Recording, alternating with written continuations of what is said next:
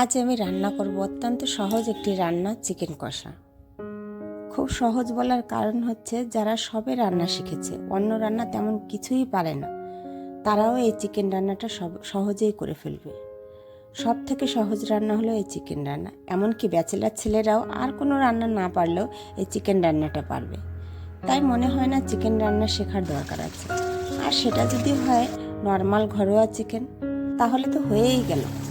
তবু প্রত্যেকের রান্নার ধরন আলাদা হয় বলে আমি আমার রান্নার ধরনটি শেয়ার করলাম। আপনাদের যদি ভালো লাগে অবশ্যই জানাবেন।